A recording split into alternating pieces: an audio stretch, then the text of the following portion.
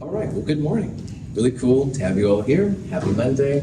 Happy President's Day. Anyway, today what we're going to do is we're going to start a new chapter, which is the chapter of solutions. And solutions are the most useful component probably of all the chemicals and stuff in chemistry. So we'll see all the stuff that it can do. For those of you with lab on Friday, all right, this Friday at 1:10 when you come in, or Wednesday, then you'll turn in the linear regression and crystal structures lab that we did last week. Problem set number 5 you'll do and you'll turn in. And the freezing point lab afterwards, by the way, is kind of a cool lab, but definitely bring your safety goggles if you have them. This one's pretty nasty. But the quiz this week will be a take-home quiz. It gives us all a chance to kind of circle the wagons a little bit and take care of business. Take-home quiz 5, we'll talk about more during lab this week, but in a nutshell, Monday morning, a week from today, you'll get a link in your email. You can print quiz 5, which is awesome. Also, if you come to class next Monday morning, I'll give you a hard copy of it. And either way, it's totally cool. You'll fill it out and complete it. And then those of you in section 01 will turn it in lecture. This is one time where you have to turn something in a lecture. I know, fascist. So section 01 will be due Wednesday at 9 a.m. That's next week Wednesday, not this week Wednesday. For those of you with Wednesday's lab, you'll turn it in during lab Wednesday at 1:10 p.m. So a little bit different, but we won't have an in-class quiz this week. It'll be released next week Monday, and it'll be due the following Wednesday. Any questions on any of that kind of stuff? Sweet. So in this picture right here, which is basically a good overview of what this chapter is about, we're looking at the formation of a solution. Now, this is an example of a sodium chloride crystal lattice, all right? The little blue atoms are the sodiums and the green ones are the chlorides. And when water is added to sodium chloride, the water is amazingly polar like we've seen. And water has a dipole moment. The oxygen is the negative side, and the hydrogen parts of the water molecule are the positive side. So you can see what happens here. The sodium ions are surrounded by the oxygens. This is the ion dipole force in action. On the other hand, the chloride ions are surrounded by the hydrogen side of water, and they're extracted from the crystal lattice. And this is no small task because a crystal lattice is very strong, but water is able to overcome a lot of these kind of ion-ion attractions to make the ion dipole force. We're going to see the utility of making a solution. Solutions have certain properties that the pure solvents and pure solutes would not exhibit. So we'll check this out, see what's happening. A raw egg is placed in dilute acetic acid. The acid dissolves the shell, but the egg's membrane remains intact. When it is placed in pure water, the egg swells. In a concentrated aqueous solution of corn syrup, it shrivels. This is a reaction you can actually do at home. If you take an egg and you put it in fairly concentrated store vinegar, but not super concentrated vinegar overall. But anyway, vinegar is basically acetic acid. And if you're very gentle about it, it will actually take off the shell of the egg, all right? Then you gently pour off the vinegar. And if you place that remaining egg, which is just the yolk and all that stuff, in either water or corn syrup, you see some drastically different behaviors.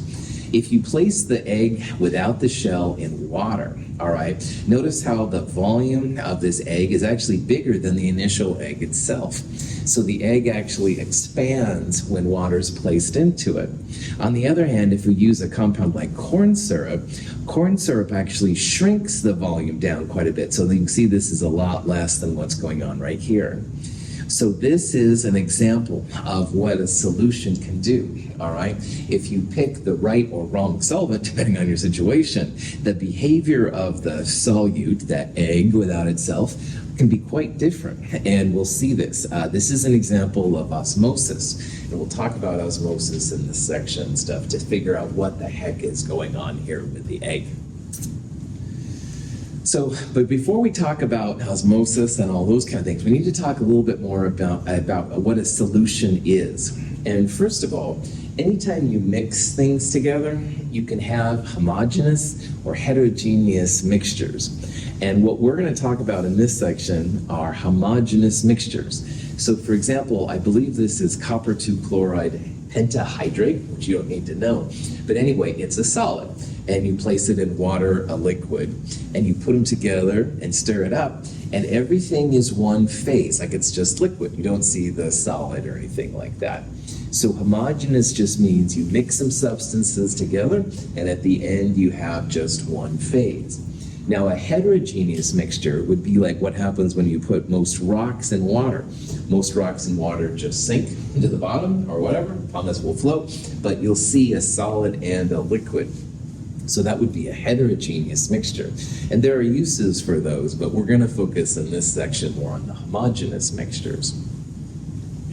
Now, depending on what's happening in this homogeneous mixture, you can have different sizes of the solute, the piece you're putting in, usually a solid. And so solutions, colloids, and suspensions are all examples of homogeneous mixtures. And the difference between the three is how big your solute is. Now, honestly, in this chapter, we're going to assume that almost everything is a solution, and that's an okay thing. But if you add a solid to a liquid and everything goes into one phase, it's homogeneous, you technically can have all three of these possibilities. We're going to assume basically that everything is a solution, so that's why we're going to talk about solutions.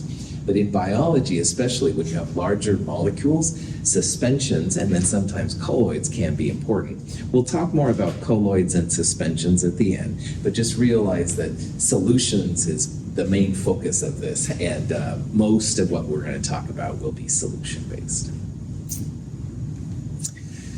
So a solution, as well as colloid and suspension, but again, we're focusing on solutions. Solutions have two constituents, two pieces that go inside them, all right? And the pieces are called the solute and the solvent, which I've used a lot. So again, just to remind you that a solution is a solute plus a solvent. All of these terms begin with SOL. SOL has an alternative meaning, which we won't use in my G-rated class, but it is important that you know what the solute solvent solution is, obviously, to figure it out.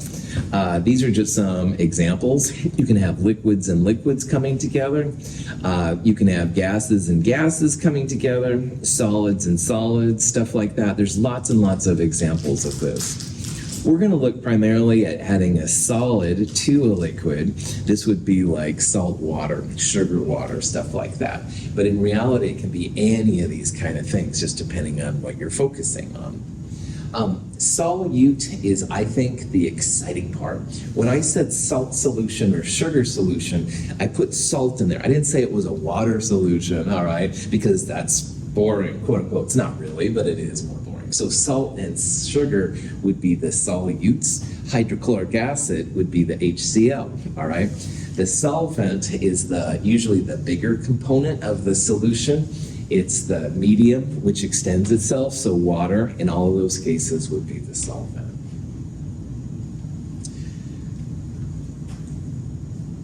Nickel chloride is added to water. It dissolves readily.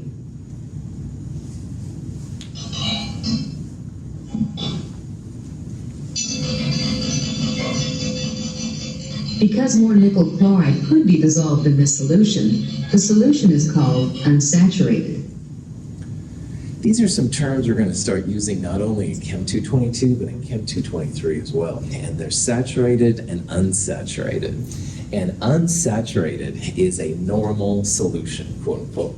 And what that unsaturated means is that in theory, we could keep adding more, in this case, nickel 2 chloride to the water, and it would keep dissolving, all right? And back in the day when I was a rambunctious teenager and they questioned McDonald's, they used to have the salt shakers out on the tables. And it was a really funny joke for some reason that we would put salt in like people's pop. I have no idea why. It's so stupid to say it out loud now. I can't believe it. But anyway, you'd put the salt in, shake, stir it up. You wouldn't see it, all right? Well, once in a while, we just keep putting salt in. Salt, salt, salt. Well, finally, the salt wouldn't go away. So up until the point where the solid was invisible, up until the point when the solid wasn't appearing, that would be an unsaturated solution. And sodium chloride in water has a very high saturation point. But you can get to the point where the solid doesn't dissolve anymore. And that would be an example of a saturated solution. So, my friends, Clifford, I'll pick on you. I'm putting salt in your Coca-Cola or whatever. It dissolves. Uh-oh, get to the point. I can see the salt crystals still there. I've reached the point of saturation. When solutions of lead nitrate and potassium iodide are mixed, solid lead iodide precipitates from solution. The liquid remaining in the test tube is a saturated solution of lead iodide. Whenever a precipitation reaction occurs, the solution surrounding the precipitate is saturated with the product of the reaction. Every solution has a saturation point, and what that means from a chemical perspective is that every solution has a point where if you add solute, it will no longer dissolve and you'll start to see the solid, all right? Now, some things like sodium chloride in water have a very high saturation point. You can add just tons and tons and tons before you see a solid. On the other hand, in this example, which is a lead-2 chloride, it has a really low saturation point. It's easy to see the solid crash out of solution, which is a term chemists use sometimes. So if you see something crash out of solution, it just means you see the solid. So unsaturated means you can add more solute and stir it up and it'll go away. But you will eventually get to the saturation point. You'll make a saturated solution and the solvent can no longer handle any more solute. You'll start to see the solid form. There is a temperature dependence. We'll talk about this, like I said, a lot in Chem 223 as well, but at least for right now, you're seeing how scientists think about making a solution. Usually, and especially in this chapter, we want unsaturated solutions. We don't want to see the solid. All right, solids introduce some new kind of pieces to things. So. Any questions on that? All right, once in a while, too, you also hear about what's called a supersaturated solution. When supersaturated sodium acetate is poured onto a few grains of solid sodium acetate, the amount of sodium acetate dissolved in excess of the saturation point precipitates, forming a solid. Some of the liquid solution, which is now simply saturated, becomes trapped within the solid. You can make interesting kind of Freudian-looking crystal structures there. But anyway, a supersaturated solution is usually made by heating a solvent up like to 50 degrees Celsius. And so you add lots of solute. It's still unsaturated at that higher point. So it looks like it's a clear liquid. But then you take this solution and you cool it down. And temperature dependence is a part of this whole process. So you have what's called a supersaturated solution. It was unsaturated at the warmer temperature, but as you cool it down, all of a sudden now you've got really more solute than you should have. So if you pour it onto a little seed crystal, which is what they used right there, all of a sudden your precipitation just goes crazy. It actually traps the solvent within the solid matrix, and you begin to have some really interesting kind of effects. In organic chemistry, this is used sometimes to isolate precipitates from solutions. But anyway, I just wanted to point it out. We won't talk about supersaturated solutions too much, but in the future you might see more. Sometimes just scratching the side of the flask will make precipitation happen too. It's a really weird phenomenon. But again, that's more for later on, not for us. Okay, so I said how sodium chloride has a really high saturation point where it takes a lot. And this is a graph of the solubility versus temperature, all right? So sodium chloride has a pretty high 40 grams per 100 milliliters of water. So that means if we had 100 milliliters of water, we could put 40 or so grams, 40-ish grams of sodium chloride in the water and it would dissolve. But once you get past this point, then you'd see a precipitate. Most of these compounds, if you look at temperature here on the x-axis, most of these compounds, the solubility increases as temperature goes up, all right? And even sodium chloride goes up a little bit, not as much as some of these, like sodium nitrate just goes crazy at the higher temperatures and stuff. Here's glucose. Once in a while, compound solubility decreases with temperature. And this is something we'll look at in Chem 223 as well. But overall, if you have to make a guess, solubility goes up as temperature goes up. So sometimes people will increase temperature to make more of the stuff dissolve in solution. That's maybe not the best way environmentally to do things, but it usually works. Not all the time, like this cerium sulfate compound down here, but most of the time solubility does go up with temperature. Miscible is a term that means that two substances dissolve in each other, all right? So if you have water and ethanol, or water and sodium nitrate, or even cerium sulfate, these are miscible. They come together to make a solution. An immiscible compound, so a combination, would be two compounds that don't get along. So as an example, calcium carbonate is a common thing in rocks. Calcium carbonate and water are immiscible. They're two different phases. And solubility, which is what this is all about, it's nothing more than how much of a solute dissolves in a certain solvent. So these are all water-based. You could have it for any solvent, acetone, diethyl ether, et cetera, et cetera. Questions? Like dissolves like is a common thing that chemists use, and now you have all the skills to figure out what this means, all right? Like dissolves like is something that scientists use when they want to think about if something dissolves in itself, and it usually has something to do with intermolecular forces. So here we have some alcohols, all right? Methanol, ethanol, 1-propanol, 1-butanol, et cetera, et cetera. They don't say the one on there, but it should be. Anyway, you can see here on this first column, this is the solubility in water. And over here we have the solubility in hexane. Now, hexane is just a bunch of carbons and hydrogens going together, while water, of course, hydrogen bonded.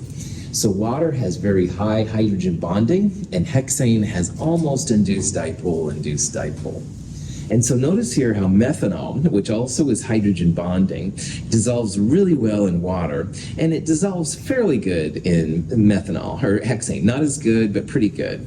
On the other hand, as the alkyl group connected to the OH gets bigger, solubility in water decreases, because now you've got all this hexane-looking stuff on the left side, and that makes it not as happy being in water. It still dissolves, as long as the solubility isn't zero, all right, some dissolves, but it's not as good. These dissolve better in hexane. That means infinity, so in theory, infinity, I'd never believe it, but anyway, we'll assume it. So these dissolve really well in hexane, while these dissolve just so-so in water.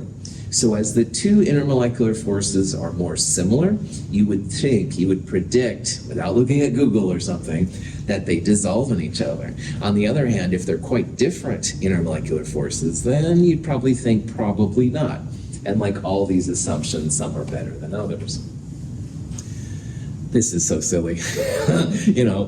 Help, help, I'm dissolving, but bears are insoluble. That's easy, you're not polar, so polar bears in polar water.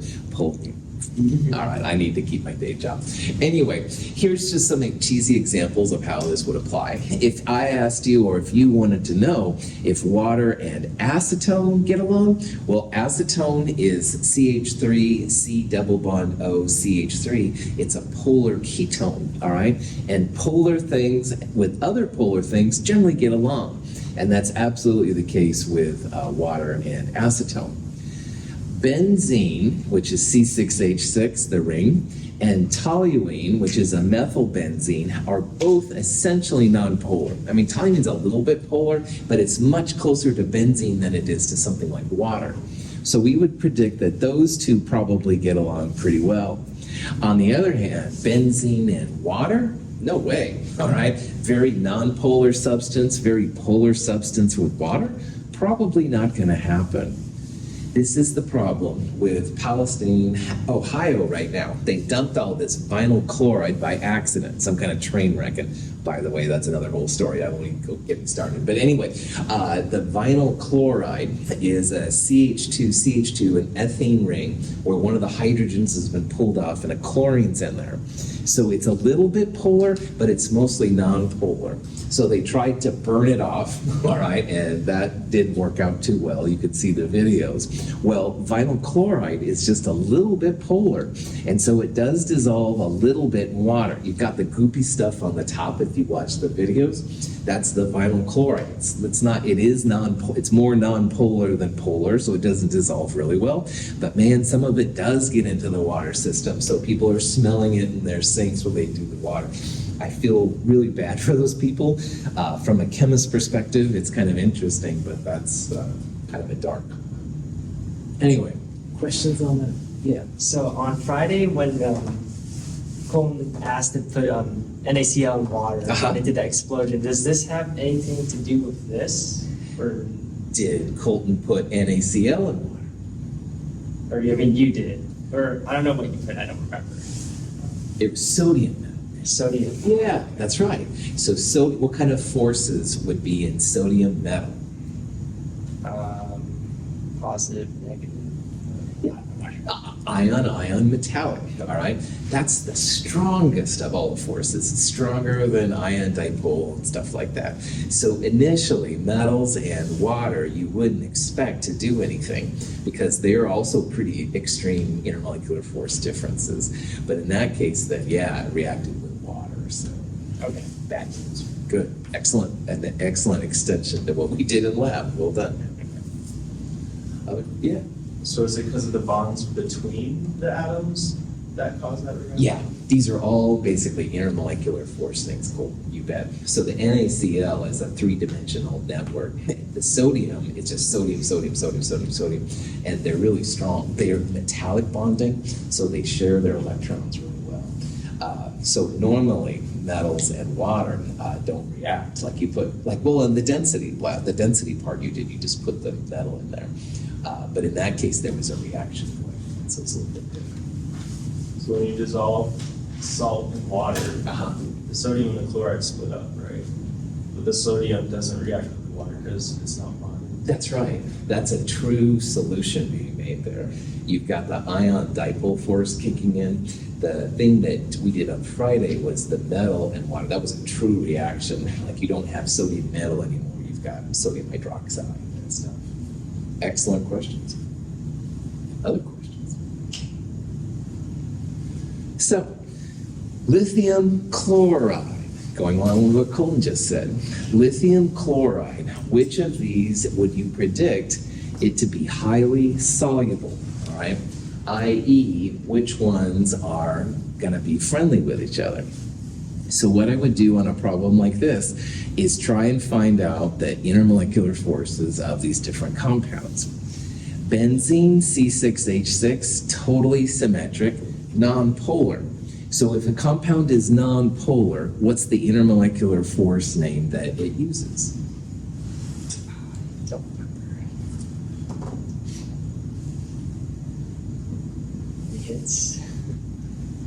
It's not dipole, it's induced dipole. All the nonpolar compounds will use induced dipole. So E, nonpolar, induced dipole. This is an alkane. Alkanes are essentially nonpolar. There's a little bit of polarity, but boy, not much. So people usually think about the alkanes as well as alkenes and alkynes as nonpolar. Another induced dipole.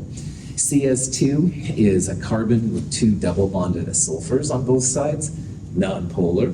Carbon tetrachloride, carbon with 4 Cls around it, nonpolar. So the only one here that's anything but nonpolar, i.e. induced dipole, would be water. And that's one way that you could absolutely guess that that would be the right answer. Now, more than that, lithium chloride is a lot like sodium chloride. It will dissolve really well with water, all right? And so lithium chloride is that. In Chem 221, we did a net ionics lab, and we talked about some compounds that dissolve in water. And lithium, sodium, potassium, ammonium were the 4 that always are AQ. And chloride is usually AQ unless it's with silver, lead, or mercury. So that would be another way to say that, yeah, it's going to be water big time. But more than anything on this problem, I just wanted you to see that these four have different intermolecular force set than water does. Yeah. Questions? All right. The first of the solution experiences, if you will, and these are things that only happen with solutions, is called Henry's Law. And Henry's Law is really useful to all the people, the microbreweries in the Portland area, as well as the pop distributors and monster drinks and all that kind of stuff. But anyway, why Henry's Law is important is it talks about how soluble, how soluble a gas is in a liquid. So if you've ever had a cold drink, pop, if you're under 21 or 19 in Canada, or if you're a beer older, and you pop the top, you kind of expect the psst, kind of sound, refreshing, or somehow, have loved dogs have inflicted to it. But anyway, you kind of want, and the drink manufacturers want that to happen. So if you understand Henry's Law, it's totally possible. Now, what Henry's Law is all about is S is how much gas dissolves in a liquid. And the solubility depends on two things. It depends on the pressure constant K, which is just a number that's specific for a gas in a liquid. We will look at Henry's constants mostly for gases and water, but you can have them for any solvent. And P is the pressure of the gas in the liquid.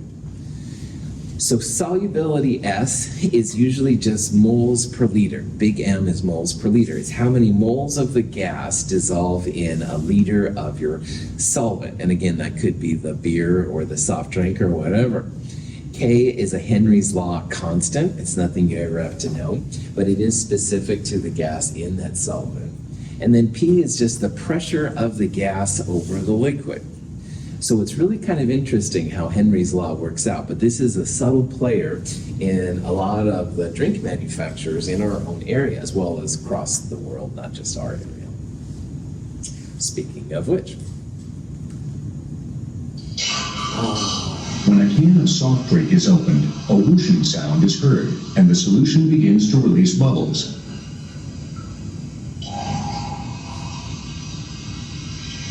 The escaping gas is carbon dioxide.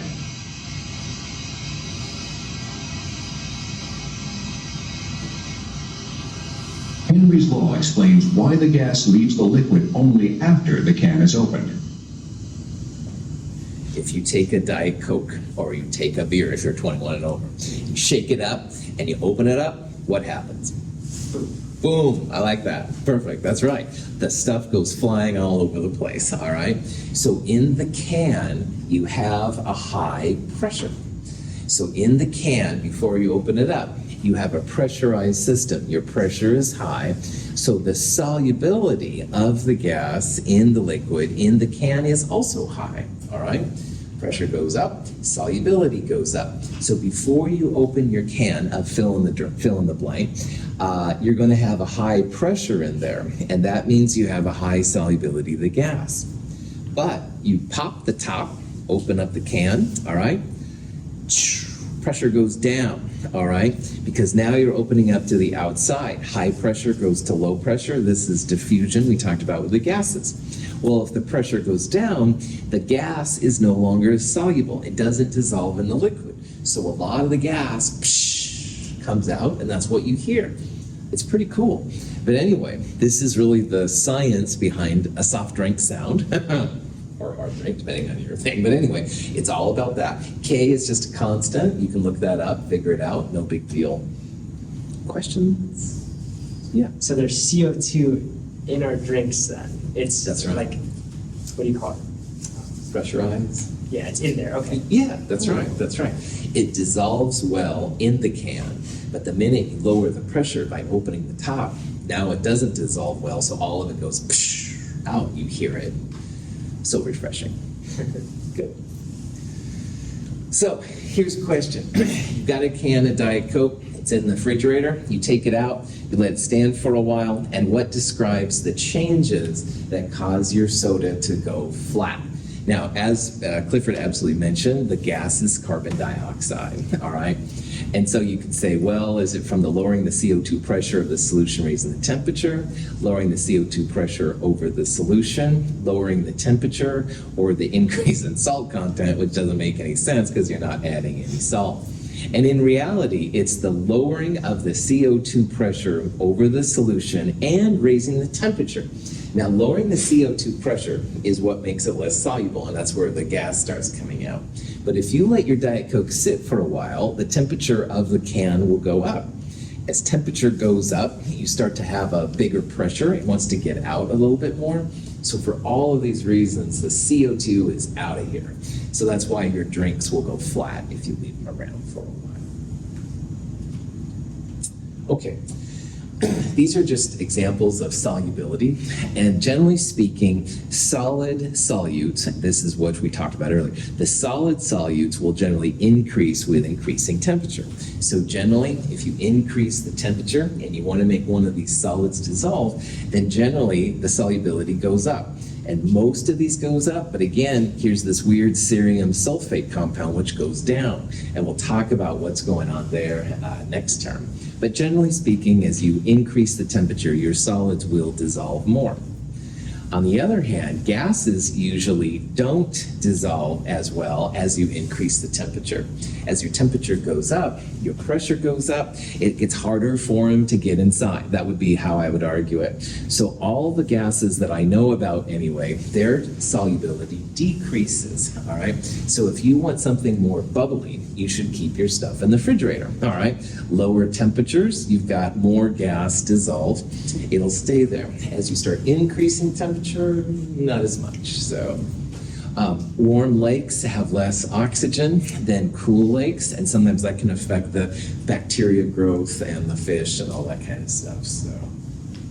So the carbonation in soda is from CO2. Yes, in there. that's so right. that's why when you like a freshly opened one tastes good. Yep. Versus a flat one. Exactly. That's right. That's right.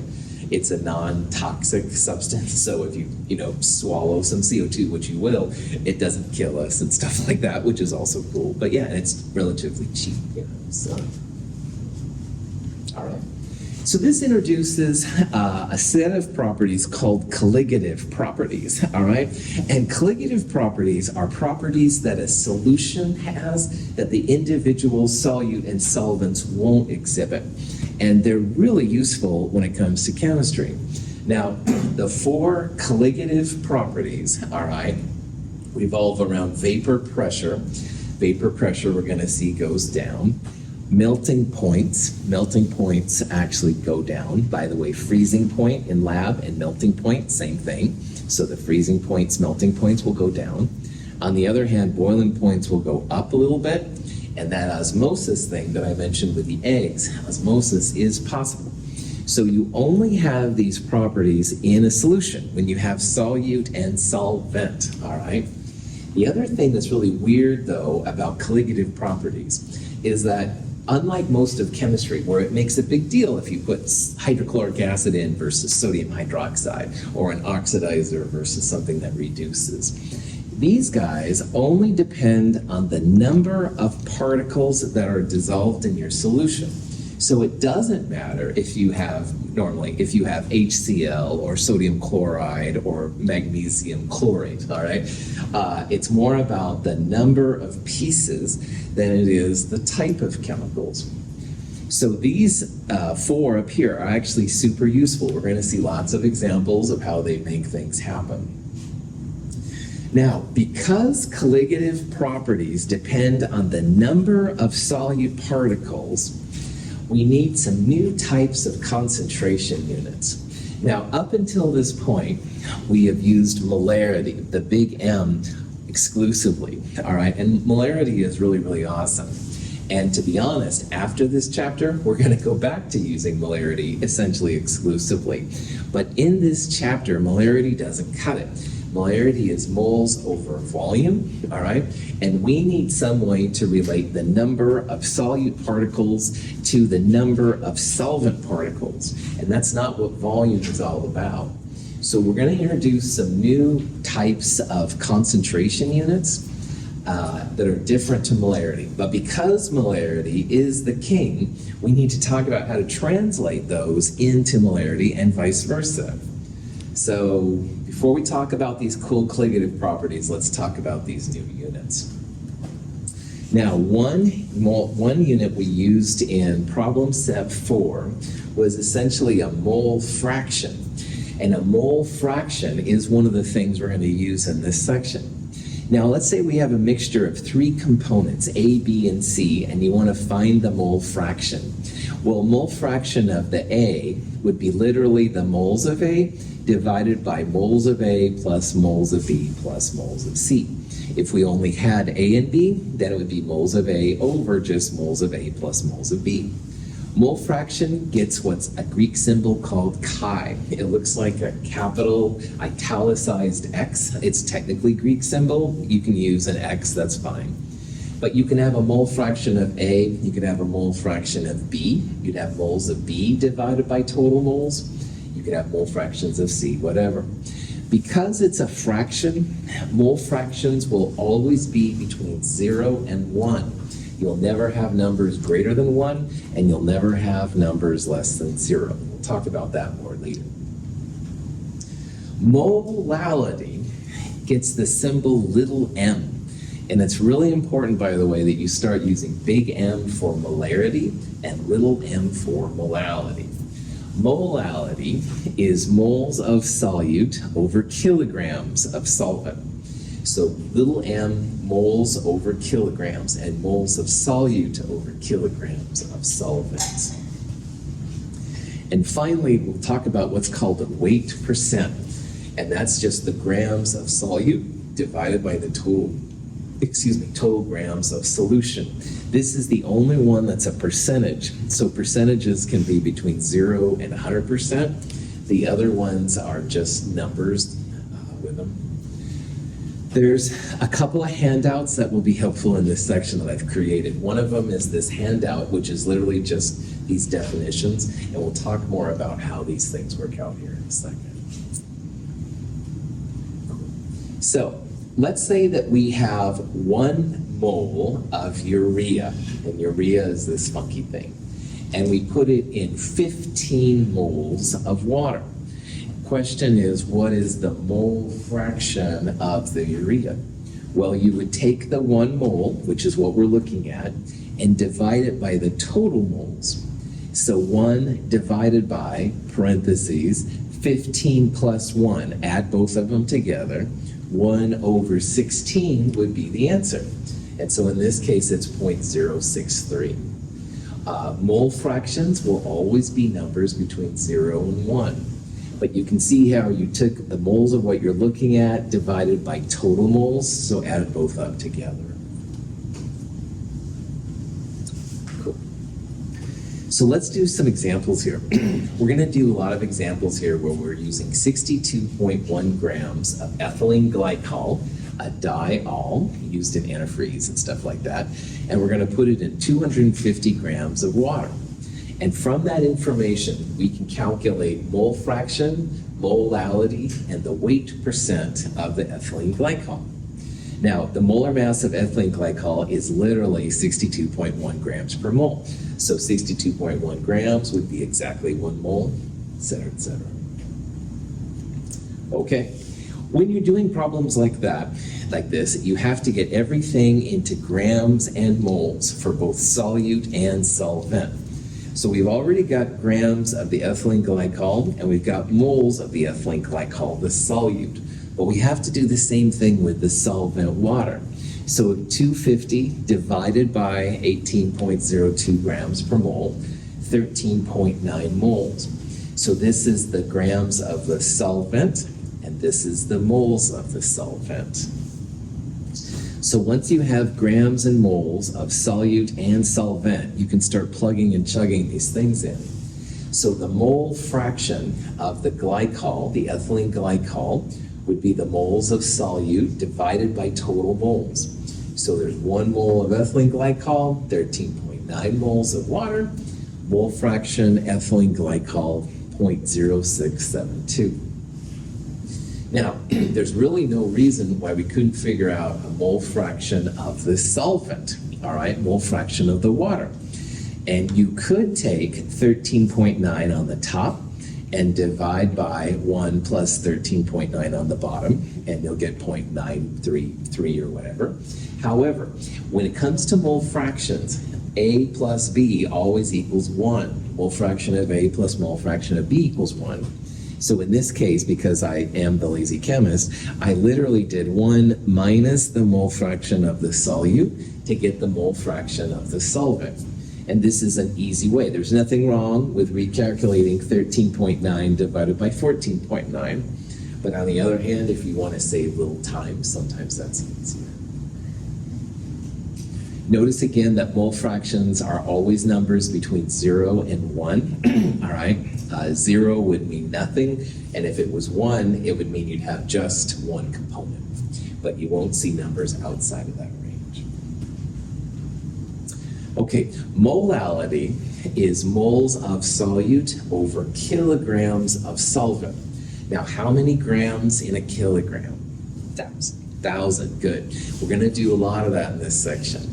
So 250 grams divided by 1,000, 0.250 kilograms. So molality would be the 1 mole of solute divided by the kilograms of solvent, 4.00 molal would be how you'd say that. And finally, weight percent. Weight percent of the glycol would be the grams of the ethylene glycol divided by total grams times 100. And again, make sure you put these in parentheses because sometimes your calculator will spaz if you don't. But anyway, if you've done it right, 19.9% ethylene glycol. If you only have 2 components, then 100% would describe both of them together. So again, you could, to find the mole percentage of water, weight percent of water, you could go 250 divided by these 2 numbers times 100%. On the other hand, 100% minus the first weight percent will give you the other one. And that's a nice way to save some time. This handout right here, concentration units handout, is something I highly recommend you look at. It's not super exciting, all right? I list a bunch of molalities, weight percents, blah, blah, blah, and I tell you how to translate one into the other. There's an example where everything's been worked out for you, and then there's an example where I just give the answers and I want you to try it yourself. Darn you instructors. I do recommend you spend some time looking them over, all right? It's not hard, it's just algebra, but getting used to the different components can be kind of important. So. Any questions? So here's another example. This is an example of ethanol in water, and it says what's the mass percent of ethanol in the solution. So ethanol, you take the grams of what you're looking at, the ethanol, put that on the top. And then the bottom, you want to put total grams, so both of these together. And this is the one type of thing that will be a percentage. So in your calculator, it would be 92 divided by, parentheses, 92 plus 270 times 100%, 25.4% would be the ethanol percentage in this particular situation. What would be the mass percent of water in this solution, roughly? 75. Yeah, nice job, man. Water plus ethanol's percentage equals 100%. And so what Clifford just did is instead of, taking 270 divided by this times 100%, what you could do, 100% minus this number will give you the percentage of the water. So nice job. Question? All right. Now, molarity is the king of the concentration units in chemistry. And as I said, after this chapter, we're going to go back to using molarity essentially exclusively. So molarity, which we talked about in Chem 221, moles of solute per liter of solution. So the moles of solute is just like molality, all right? They both have moles of solute. But the difference here is we have a volume, liters of solution. The other things we just looked at were grams and moles and kilograms. Those are all mass-based things. So anytime you want to go from molality, mole fraction, and weight percent to molarity, or vice versa, you're going to need a solution density. And the density just allows you to go from a mass in grams into a volume in milliliters or centimeters cubed. So I'll show you an example of how this works out. And remember that the solution equals solute plus solvent. The molarity is solution. The other ones were solute or solvent. This one is solution. So let's go. All right. 10.7 molal sodium hydroxide. Maybe we find it in the stockroom. And we're curious what the molarity, what the weight percent, and mole fraction is. Now, to answer this question, we need the solution density, 1.33 grams per centimeter cubed. Now, the good news is that when you get used to this, going from molality to mole fraction and weight percent isn't too bad, all right? Going from one of these three, though, to molarity, that's when we're going to need this 1.33 number. So, if we have a 10.7 molal sodium hydroxide solution, I would start off by assuming you have exactly 1 kilogram of solvent, because that M is moles of sodium hydroxide per kilogram of solvent. Well, 1 kilogram of solvent would be 1,000 grams of solvent, which is water. And that also means you have 10.7 moles of solute, which here is sodium hydroxide. Now, if you have grams of solute and solvent and grams of and moles of the solvent, you're going to be good to go on these. So right now we have kilograms, which is like grams of solvent. We'll turn them into moles. This is moles of sodium hydroxide, the solute. We'll turn that into grams, plug and chug. So, kilogram of water is 1,000 grams of water.